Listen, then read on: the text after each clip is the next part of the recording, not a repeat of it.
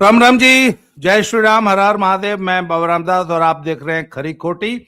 और मेरे साथ बहुत दिनों बाद आज फिर से जुड़ गए हैं भाई अवनीश पीएन शर्मा जी। अवनीश भाई राम राम। बाबा जी प्रणाम। सभी दर्शकों को भी नमस्कार जी। अवनीश भाई, मैं चला गया था में 5-6 दिनों के लिए कश्मीर। हम्म। गुरेज घाटी देख के आया हूँ। इस धरती पे अगर स्वर्ग कहीं है तो वो पुराना वाला कश्मीर भूल जाइए। वो हम्म। श्रीनगर और गुलमर्ग और पहलगाम, ये वो कश्मीर है जो आज तक किसी ने देखा ही नहीं, कोई नाम तक नहीं जानता। चुलेल घाटी, गुरेज। तो साहब 6 दिन वहां था। मुझे याद है 6 दिन पहले का आपका वादा है मेरा वीडियो करेंगे साथ। खैर दर्शकों, बहुत गंभीर विषय पे आज हम एक चर्चा करने जा रहे हैं। सतलुज फिल्म ने एक हलचल पैदा कर दी है पंजाब में, और पूरी पंजाब की राजनीति इस समय खड़बड़ा गई है। चन्नी साहब ने विद्रोह कर दिया है। अवनीश भाई, विद्रोह का मूल कारण पता है क्या है? जैसे पूरी सिक्खी पे, एसजीपीसी पे जट सिखों का कब्जा है, कांग्रेस पे भी जट सिखों का कब्जा, पंजाब की राजनीति पे भी जट सिखों का मैं कब्जा है। आपको याद है एग्जैक्टली जाखड़ को क्या कहा गया था? वो जो सोनी थी उसने कहा था कि नहीं, हिंदू को सीएम कैसे बनाते हैं? सीएम तो कोई जट सिख ही बनेगा। जब आम आदमी पार्टी को अपना सीएम बनाना था तो भी उनको मजबूरन शराबी भगवंत मान, जो कि कटसर्ड है, जो कि गुरुओं की फोटो पे शराब के छींटे मारता है, मजबूरन उसको ही सीएम बनाना पड़ा। तो चन्नी को सीएम बना के कांग्रेस ने एक प्रयोग किया था। कांग्रेस बहुत बुरी तरह हार गई, खुद चमकौर साहब से 2 सीटों से चन्नी खुद हार गए। तो जब उसकी समीक्षा हुई ना, तो बंद कमरे में समीक्षा बैठकों में चन्नी ने बाकायदा आरोप लगाया कि कांग्रेस की जट सिख लॉबी ने मेरे साथ भितरघात किया, मुझे जानबूझ के हरवाया गया। अब चन्नी ने विद्रोह कर दिया है तब कि अमरिंदर सिंह राजा वड़िंग, जो कि जट सिख हैं, उनको अध्यक्ष पद से हटाओ और मुझे सीएम का चेहरा घोषित करो। भूपेश बघेल गए हैं, चन्नी के पूरे गुट ने उनसे मिलने से मना कर दिया, और मिलने से ही मना कर दिया। उधर भूपेश बघेल कहता है गुड्डे गुड़िया खेल थोड़ने, रोज रोज प्रदेश अध्यक्ष थोड़ने बदलेंगे। कांग्रेस की बड़ा डायलेमा है सर, न जट सिखों को नाराज कर सकती है, और कांग्रेस का मूल आधार है दलित वोट, जो चंडी लेके बैठे हैं। तो ऐसे में सर बड़ी तेज चर्चा चल रही है कि चन्नी बीजेपी में आ रहे हैं क्या? आपकी टिप्पणी। देखिए बाबा जी, ये चर्चा तो इसलिए चलनी स्वाभाविक है क्योंकि अगर इस समय जो कुछ भी पंजाब की राजनीति में हो रहा है, ये जो चन्नी गुट कर रहा है, तो ये बीजेपी के जो पॉलिटिकल इंजीनियरिंग है पंजाब के लिए उसको सूट करती है। सूट इसलिए करती है कि जो जट सिख हैं, वो वोट जो कि हिंदू हैं 40-42%, भाई इसमें तो कोई दो राय नहीं है ना कि सबसे बड़ी दलित आबादी जो है वो पंजाब में रहती है। दलितों पर फोकस कर रही है भारतीय जनता पार्टी और हिंदुओं पर। ये एक कॉम्बिनेशन बनाने की कोशिश कर रही है। अब यहाँ सवाल दो चीज आती है कि अचानक चन्नी क्यों रूसे? क्या भारतीय जनता पार्टी की तरफ से कोई संकेत पहले गया, या उनका रूसना या अंदर विद्रोह पहले हुआ? इस पर जरा बात करेंगे तो बड़ा इंटरेस्टिंग एंगल निकल के आएगा। आपने अभी बड़े अच्छे से कहा कि ये हकीकत है, मैंने भी आज अपने यहाँ सुबह वीडियो किया है। क्या ये सही नहीं है कि 10-12% जट सिखों का ही पंजाब की राजनीति पर पूरी तरीके से होल्ड रहा है? रिलीजियस पॉलिटिक्स पर भी होल्ड रहा है, पॉलिटिकल भी रहा है, यानी सत्ता की राजनीति में भी रहा है। इस एकाधिकार को तोड़ने वाली आज की डेट में कौन सी पार्टी है? भारतीय जनता पार्टी। उसने हरियाणा में तोड़ा, नहीं बन सकता था कोई गैर जाट, बना के रख दिया। वो परंपरा अब भी सैनिक के रूप में कायम है। और छोड़िए, झारखंड में उसकी जब सरकार बनी तो ये तय था कि भाई झारखंड में तो कोई आदिवासी ही मुख्यमंत्री जनरली बन सकता है, रघुवर जी को बनाया। तो ये प्रयोग चूंकि भाजपा करती है, और इस प्रयोग में वो हिंदू एकीकरण कंसोलिडेशन की बात करती है, जिसमें आदिवासी भी शामिल है, जिसमें कहीं की दलित आबादी भी शामिल है। अभी बंगाल का आप ले लीजिए, बंगाल में पहले भारतीय जनता पार्टी को 2021 का अगर आप देखिएगा तो उल्टा था। पूरे देश में भाजपा के लिए परसेप्शन क्या है बाबा जी, कि ये शहरी पार्टी है, बनियों की पार्टी है, अगड़ों की पार्टी है। लेकिन बंगाल में तो इसका ठीक उलट था। 2021 के चुनाव में 2000 अभी जो चुनाव बीता है उसमें तो छोड़ दीजिए, वो तो पैन बंगाल पसर गया। लेकिन 2021 के आधार पर देखिए तो वहां तो गांव की पार्टी थी, और वहां जो वंचित क्लास था उसकी पार्टी थी बीजेपी। शुरुआत में भाजपा से वो लोग जुड़े, उसके बाद कहीं आके भद्र लोग जुड़ा और ये सब टॉप अप हुआ जिसका रिजल्ट आया। अब क्या ये सही नहीं है कि पूरे देश में वर्तमान काल में, आप पुराना छोड़ दीजिए, लेकिन दलित राजनीति के सबसे बड़े पुरोधा काशीराम, उनको भी नहीं जमने दिया जट सिखों ने पंजाब में। बीजेपी अब उस पर फोकस कर रही है। बसपा का स्थापना काशीराम ने वहां किया, लेकिन जम नहीं पाए कभी। तो ये जो 40-42% आबादी है और उसके साथ जो हिंदू आबादी है, उस सोशल इंजीनियरिंग में अगर सबसे ज्यादा बीजेपी की पॉलिटिक्स को कोई फिट बैठते हैं तो वो चन्नी है। अच्छा, अब लोग कहेंगे कि भाई भाजपा फिर एक बाहर के चेहरे पर आंख लगा रही है। तो साहब देखिए, एक तरफ आप कहते हैं कि पंजाब में बीजेपी की कोई प्रेजेंस नहीं है, पंजाब में बीजेपी का यार कोई कार्डर नहीं है, 21 में यही बंगाल में होता था। तो आपको क्या करना पड़ेगा? आप शुभेंदु अधिकारी जैसे, हेमंता बिश्वा शर्मा जैसे लोगों को लाते हैं और फिर उस कार्डर का कम समय में एक्सपेंशन करते हैं, क्योंकि बहुत सारी चीजें ट्रांसफर हो जाती है ना। कल को मान लीजिए चन्नी का मेल मिलाप हो जाए तो बूथ लेवल तक बीजेपी के पास एक झटके में कम से कम बस्ता उठाने वाला पैदा हो जाएगा चन्नी के आने के बाद।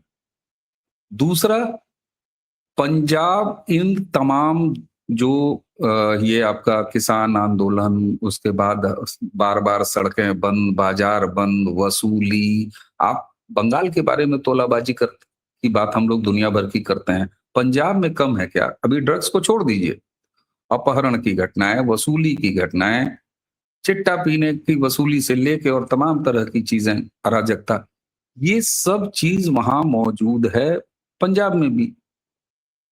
तो उससे अब एक गैर जट सिख, और एक चीज और, हमारा जो लेफ्ट इकोसिस्टम है अभी कहेगा कि साहब देखिए ये जट सिखों के आप दोनों विरोध में बैठ के बात कर रहे हैं। अभी आप पे भी आरोप लगेगा, मेरे पे भी आरोप लगेगा। मैं जब, क्यों आपको डोमिनेंस खत्म करना है जट सिखों का? अच्छा, सबका साथ सबका विकास वाली राजनीति चलिए बीजेपी की है, छोड़ दीजिए, हटाइए। आपका इकोसिस्टम क्या नारा देता है भाई? सामाजिक विकास, सामाजिक न्याय, जिसकी जितनी संख्या भारी उसकी उतनी हिस्सेदारी। वो कहां गया भाई चूरन? हाँ, 42% अगर जट अब सिख जाति है, जनगणना नहीं कराओगे, अब जाति जनगणना नहीं कराओगे ना। नहीं कराओगे।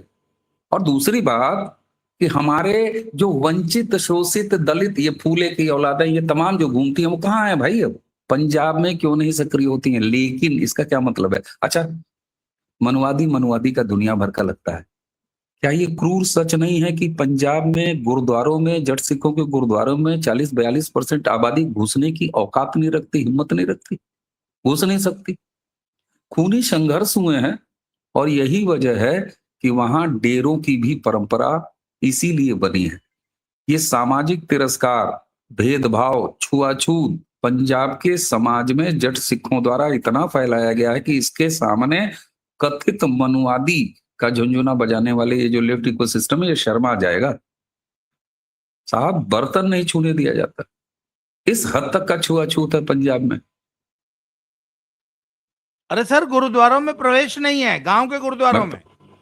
खूनी संघर्ष हुए हैं सर, ऐसी कितनी घटनाएं हुई हैं जिसमें जट सिख जो बिरादरी है, जिनका की डोमिनेंस है, इन हमारे वंचित वर्गों के लोगों को, और वो भले सिख वेश में हो, क्या चन्नी सिख वेश में नहीं है, तमाम रामदासिया सिख हमारे सिख वेश में नहीं रहते, ये तमाम जो है रैदासियां सिख वेश में नहीं रहते, वो तो वहां की एक सांस्कृतिक पहचान है। लेकिन उसके बावजूद भी इतने हद तक तो मुझे लगता है कि भारतीय जनता पार्टी की सोशल इंजीनियरिंग ने पंजाब में एक सामाजिक क्रांति की स्थिति पैदा की। और एक चीज ध्यान रखिएगा, इधर मैं लगातार ध्यान लोगों का दिला रहा हूं, और अगर उसको आप ध्यान देंगे तो धीरे धीरे भाजपा की एक बदली हुई रणनीति हमको दिखाई देगी।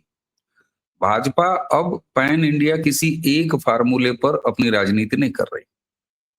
वो बंगाल पहुंच रही है, बंगाली भारतीय जनता पार्टी होकर चुनाव लड़ रही है। वहां की समस्या क्या है भाई, पटका पहन के वहां मछली खाने में उसको कोई दिक्कत नहीं है। राष्ट्रवादी नॉर्थ इंडिया के कितनों बिलबिलाते रहे, चिल्लाते रहे, वो वहां के भोजन संस्कृति का सम्मान कर रही है। यानी वहां के लोगों को अपील कर रही है कि भाई हम बाहरी पार्टी नहीं है। अब पंजाब में भले वो डोमिनेंस रखने वाले जो जट सिख हैं, उन्होंने नफरत की एक इतनी ऊंची दीवार मोदी के प्रति जो खड़ा कर रखी है, भारतीय जनता पार्टी इस पर काम कर रही है कि नहीं साहब, आप देखिए। जी जी जी। आपने जो भाजपा के जो फॉर्मूले जो पिछले कुछ चुनावों में हिट रहे हैं, जैसे भाजपा ने हरियाणा से एक बड़ा अच्छा प्रयोग किया कि जो डोमिनेंट कास्ट है, जो कि एकाधिकार समझती है सत्ता पे, उससे सत्ता छीन कर समाज में उसका विकेंद्रीकरण कर दिया, 35 जात की सरकार ले आई। तो ये फॉर्मूला तो पंजाब में भी बहुत सुपरहिट हो सकता है। पंजाब में जो जट सिखों रिप्लिकेट होगा। का जो, अच्छा, पर उसमें एक मुझे डाउट है, अगर कांग्रेस ने ये जुआ खेल दिया और चन्नी को ही सीएम चेहरा घोषित कर दिया तो? ठीक है, अब यहां क्रेडिबिलिटी का सवाल आता है। मैं बंगाल का उदाहरण आपको दे रहा हूं, हालांकि थोड़ा अटपटा उदाहरण है, सरकार में तो यहाँ आम आदमी पार्टी है। आप मुझे ये बताइए, कोई ऐसी योजना चुनाव के दौरान ममता बनर्जी की रही हो जो जिसके सामने बीजेपी ने वो आयुष्मान, अगर वो दीदी वाला था, महिलाओं को पैसे वाला, हर योजना का बीजेपी ने कहा कि हमारी योजना ऐसे रहेगी। यानी उसके सामने विकल्प के रूप में योजना बीजेपी ने भी अनाउंस किया, जबकि सत्ता में वहां कौन था? वहां ममता बनर्जी की सत्ता थी। चाहे अन्नपूर्णा हो, चाहे तमाम योजनाओं, पैसे मिल रहे थे लोगों को ना, लाभ मिल रहा था हर योजना का। बीजेपी तो अभी वहां पर सत्ता के लिए आ रही थी, अपने आप को प्रस्तुत किया, लेकिन ममता के मिल रहे सारी स्कीमों को लोगों ने छोड़ा और बीजेपी को सत्ता में ले आए, जो कि अभी सत्ता में आएगी, उसके बाद वो कंटिन्यू करेगी कि नहीं करेगी। तो ये क्रेडिबिलिटी का सवाल होता है। राहुल गांधी का याद कीजिए, खटाखट कितना बड़ा अमाउंट था। हाँ, तो अवनीश भाई, मैं वो हाँ, आपसे पूछना चाहता था कि राहुल गांधी ने 8,500 खटाखट किसी ने नहीं लिया उसको, नहीं पर लिया। भाजपा ने जब वादा किया तो दीदी भी तो दे रही थी, पर लोगों ने भाजपा पे ज्यादा भरोसा किया। तो क्या अरे ये भाई, पंजाब में आपको दीदी, लगता है? सर दीदी का पैसा अपने अकाउंट या जेब में रखने के बाद लोगों ने 4 मई का रिजल्ट दिया है और 2 फेज का बटन दबाया है। दबाया नहीं दबाया है, पैसा तो मिल रहा था, तमाम योजनाओं का मिल रहा था। पंजाब में ये क्यों नहीं काम करेगा साहब, आप मुझे ये बताइए। और क्रेडिबिलिटी का सवाल होता है ना, ये कर कौन रहा है? आज मैं कह रहा हूं, चन्नी अगर बीजेपी का चेहरा हो जाते हैं, चन्नी अभी सामने आ जाते हैं बीजेपी के साथ, आप मुझे ये बताइए क्रेडिबिलिटी किसके साथ ज्यादा जुड़ी है? ब्रांड मोदी किसके साथ ज्यादा जुड़ा है कि जो कहता है बंदा वो करता है? बंगाल में करना शुरू कर दिया, आंख नहीं खुली है लोगों की। और एक चीज मैं और आपको बता दूं सर, ये जो सामाजिक क्रांति की स्थिति आई है, वो पंजाब में अब एक बड़े बदलाव की तरफ लेके जाएगी। और ये काम सोशल इंजीनियरिंग से किया है भारतीय जनता पार्टी ने। ये सेंटिमेंट पैदा हो चुका है और इसको बड़े आराम से स्टेब्लिश कर ली गई है। बीजेपी की एक और महीन तैयारी देखिए, अभी कुछ महीने पहले ही तो हम लोग बात कर रहे थे कि प्रवासी मजदूरों को भगाओ यहाँ से, पैयानु भगाओ, आपने बहुत सारे इस पर मुखर होकर आपने आवाज उठाई। जेडीयू जिले जिले में सक्रिय हुई है पंजाब में, क्या ये हकीकत नहीं है? मैं ये नहीं कहता कि वो 10% है, 12% है, इलेक्शन के रिजल्ट पर बहुत ज्यादा प्रभाव डाल देंगे, लेकिन भाजपा 1-1, 2-2% मत भी सहेजती है जब वो इलेक्शन के लिए जाती है। भाजपा ने पंजाब में ये सेंस कर लिया है कि जट सिख के डोमिनेंस के प्रति, और एक बहुत बड़ी चीज, ये जो तमाम आंदोलन की धरती बिना मतलब बना दी गई है इन तमाम सालों में पंजाब में, उसने ये जो खेले खाए, याद कीजिए किसान आंदोलन के दौरान आप लगातार एक सच बात कहते थे कि यार ये इनका काम तो ना कोविड में रुक रहा, इनका काम तो किसी समय नहीं रुक रहा।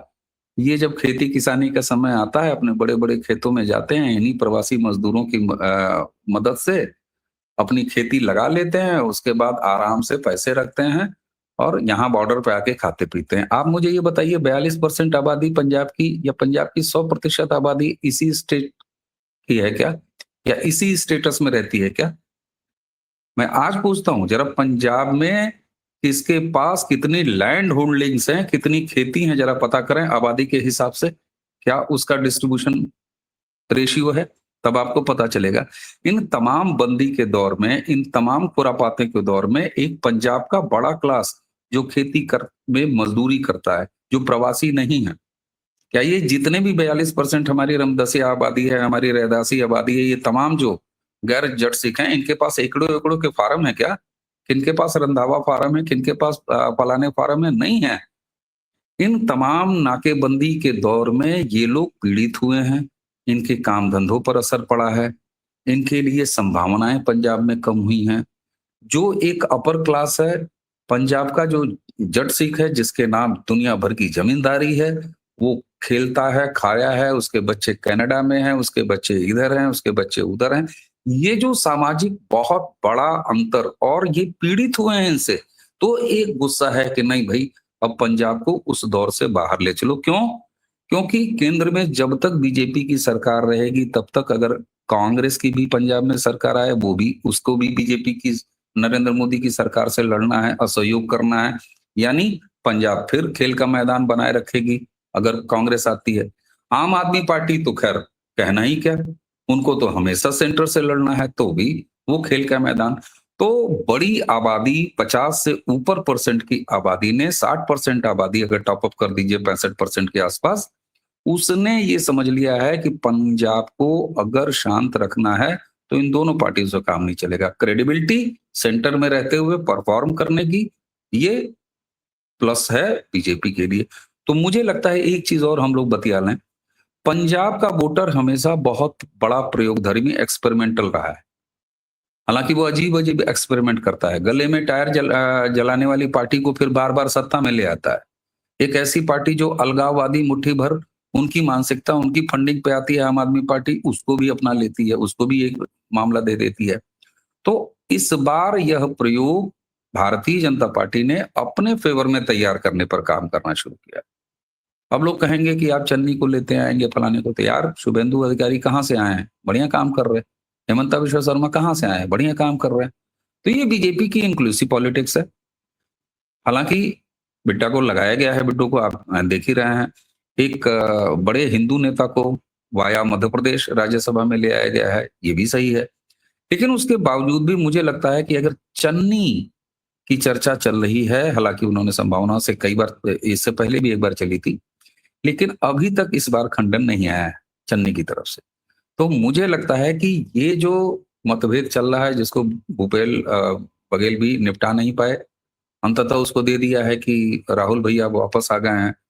तो इन तीनों के बीच जो लड़ाई चल रही है, चाहे वो रंधावा हो, चाहे वड़िंग हो, और ये चन्नी हो, तो निश्चित तौर पर अगर चन्नी बीजेपी की तरफ जाते हुए दिख रहे हैं, और स्वाभाविक रूप से ये बात आ रही है, तो ये बीजेपी की वर्तमान पॉलिटिक्स और टैक्टिक्स दोनों को सूट करता है कि पंजाब का चुनाव, पंजाब में, पंजाब के लोगों में पंजाब की समस्या, और पंजाब में जो सामाजिक ताना बाना है वही हरियाणा मॉडल, और उससे पहले तमाम और चीजें, जहां बनी हुई जो एक परंपरा है, एक जो धारणा है, उसको तोड़ने का काम। तो ये इंक्लूसिव पॉलिटिक्स है, और इसका रिजल्ट अभी तक तो बढ़िया मिला है। आप असम में देख लीजिए, बढ़िया रिजल्ट मिला है। आप बंगाल में देखिए, परिवर्तन कर आए आप।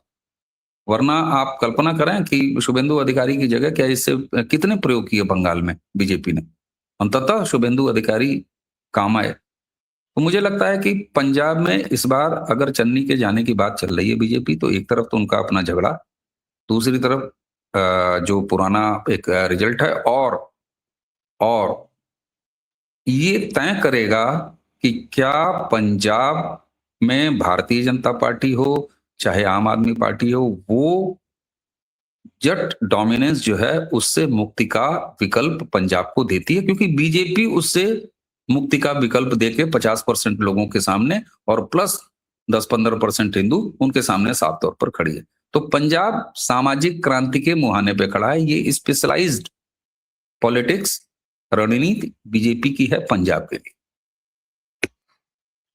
अवनीश भाई, हालांकि ये चर्चा बड़ी लंबी हो जाएगी, पर मैं अगले टॉपिक पे आपके लिए एक पॉइंट दे रहा हूं।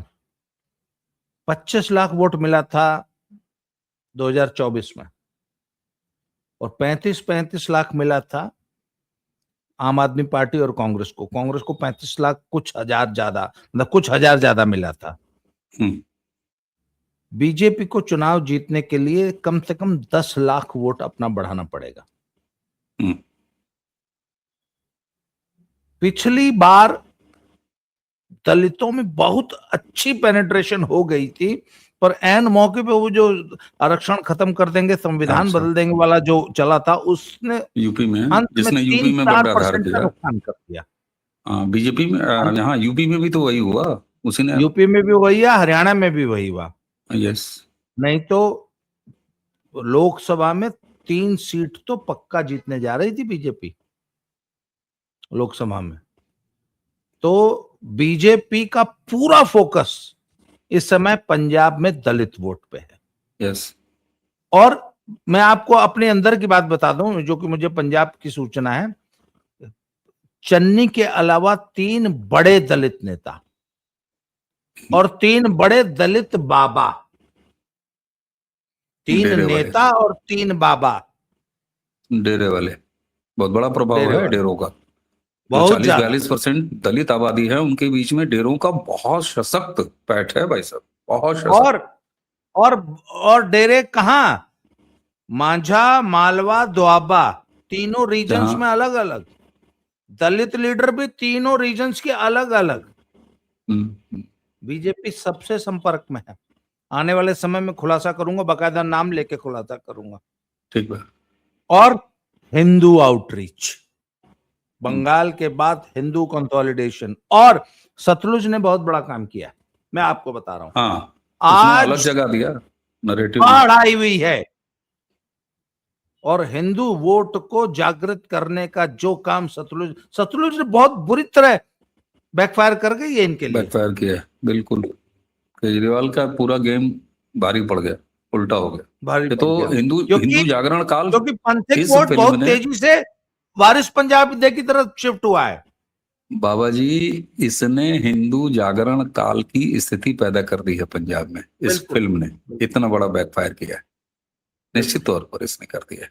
तो अवनीश जी, अब तो पंजाब की नहीं बात करनी पड़ेगी सर, लगातार डेवलपमेंट, लगातार बात होगी। कल धीरेन्द्र पंडित जी से बात हो रही थी, आपको तो पता है, वो तो 2-2 महीने जाके कवरेज करती है। मैंने कल उनको खुला न्योता दिया, भैया आपके रहने खाने की व्यवस्था मेरे घर होगी पंजाब में, मैं आपको भी दे रहा हूं।